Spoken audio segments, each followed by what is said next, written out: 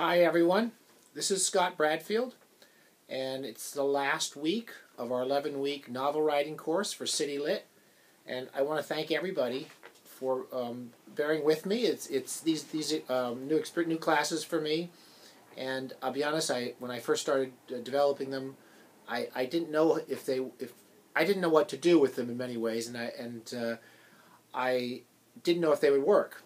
But I'm quite happy with the classes myself. I've enjoyed teaching them. I enjoy working with students online, and I find that the interaction between students online has been great. And you guys, it's been a very fun class for me. So thank you for there's tricky bits with online teaching, and then there's some very good past parts that I'm quite happy with. The one I'm most happy with through the City Lit courses, as I've mentioned, is that I feel like everyone was able to produce and submit a substantial amount of work. So, close to 3,000 words a piece for many of you.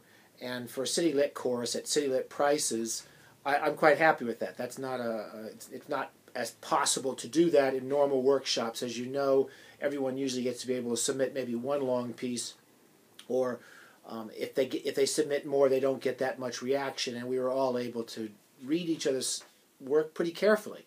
So thank you for all of you for helping to do that. I'm just going to recap a few things and do some of the things that I do in almost all my classes, particularly the face-to-face ones. And the first one is to tell you, and I can assure you that I've told you everything I know. Everything I can think of to tell you about writing novels and fiction. I do this in almost all of my classes because there's a very small amount of things I do know that I can explain and try to clarify. But when it comes to novel writing, these become incredibly important to your life, to know these techniques at the beginning, to establish them in some sort of world, particularly at the novel, that you can inhabit for a long time. So, thinking about places that you know, cities you know, relationships that you have familiarity with. If you're a genre writer, a fantasy writer, a world or a system out there, or a world or a political system that you can understand and that you can relate to or can see how it operates, that you know that world before you establish your opening pages. The opening chapters of your novel are incredibly important. Knowing who's seeing the novel, knowing who it's happening to, knowing when the novel starts. And all of those first couple of chapters, knowing who your characters are is important, because then what is it significant that happens to those characters that will help to generate your novel. So hopefully at the end of 2 or 3 chapters, you aren't struggling and gasping trying to think of things to have happen. The openings of a novel really should start to generate the events of your book and move things forward. Now, there's no shame in going back and writing. If you write the first 2 or 3 chapters of a book and they aren't getting going and they aren't moving, there's no shame in tossing it and starting again, as any good novelist will tell you. But getting those first few chapters are important.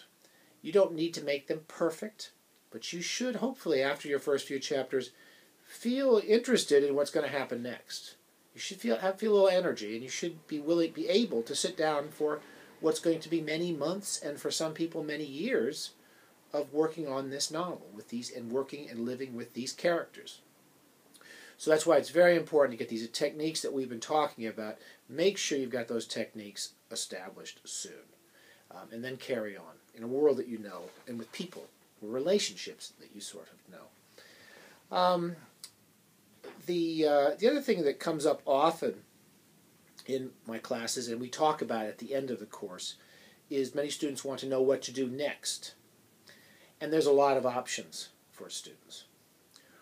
One option is, if you're a novelist and you feel like you know the basics of novel writing, is to just go do it. Go write your book. We all need good readers, and that is the hardest part of being a writer, I believe. And one of the benefits of creative writing courses is that you sometimes will find good readers around you in classes who can help you recognize your strengths and recognize your weaknesses. I've never had a class ever that most of the students weren't good readers. Most of my students are good readers of each other's work. So you might want to just keep in touch with each other. I often encourage my students to keep in touch and have their own workshops. You may just want to keep in touch with a couple of people. You may find somebody in your life to help read your work and to help comment on it. And that would be great. And if you find that person, never let them go. If there's anyone I know who's a good reader, I don't let them go. They're not going to be your wife or husband or boyfriend or girlfriend, because those people have to live with you, and they aren't going to tell you honestly what they think of your work, especially when you've been working hard at it and it means something to you. So try to find somebody with a bit of distance.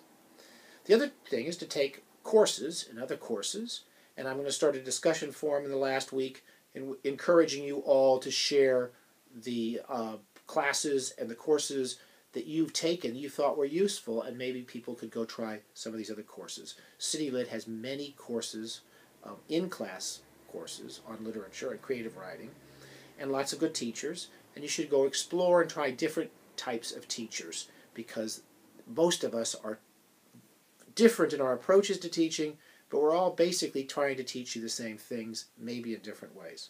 So it's good to hear other different writers talk to you and different opinions about your work. There's also the possibility of going on to higher ed to do. I directed an MFA program for years, and I'm helping develop an MA program at St. Mary's right now. And almost every university has MA programs in creative writing. There's strengths and weaknesses to higher education and MA degrees. They cost more money. They're more for people who want to dedicate one solid year to producing, for example, a substantial part of a novel or several stories. They are also more designed for people interested in going into academic life. Not necessarily always. Many people take MA courses who don't have any interest in teaching, but it's sort of for people who want to spend a lot more time on not just writing, but learning how to talk about how to write. So that's something to really think about. And if you want to ask me questions about that or email me, I'll tell you what I think. But you have to really look at the cost, the price, how much time you have for those courses. And in terms of getting good workshops, you're going to get the good workshops even maybe on your own, maybe at City Lit, maybe at other further ed places. But you're not going to necessarily get better workshops, in my experience, at the graduate level. But you will get more concentrated attention on your work, and you'll probably get more direct attention from tutors. Finally, I will be running an advanced creative writing course from now on at City Lit. These will be running. We'll try to be running these every term. They will be open to everyone or anyone who's taken the original short story writing course or the novel writing course. The same principles will apply. We'll try to keep the courses small. There will be no more than 15 people. We will try to make sure that you can submit at least as much work as you've done for us this term, but probably more. So we'll try to up the word length and allow you to produce more work for that class. They will be more workshop focused, and we won't have lectures, but we will discuss good novels and good short story writers in the course of the term. So it'll be a sort of course you could take once or twice if you just want to carry on with workshops. That's what it's sort of designed for. In terms of my general principles that I can tell you, I think I've told you everything I know conceptually, and then we would just simply work together in a workshop environment using the online facilities the best we can and discuss some of our concerns as the terms go. I think that's, again, these are all your options, and I would, if you want to ask me about anything, or if you ever do want to look at other classes or MA programs, I would always say go talk to these people, find out about the faculty there, find out how much they're charging, find out what you're going to get out of these programs when you're spending £5,000, £6,000, £8,000 a year.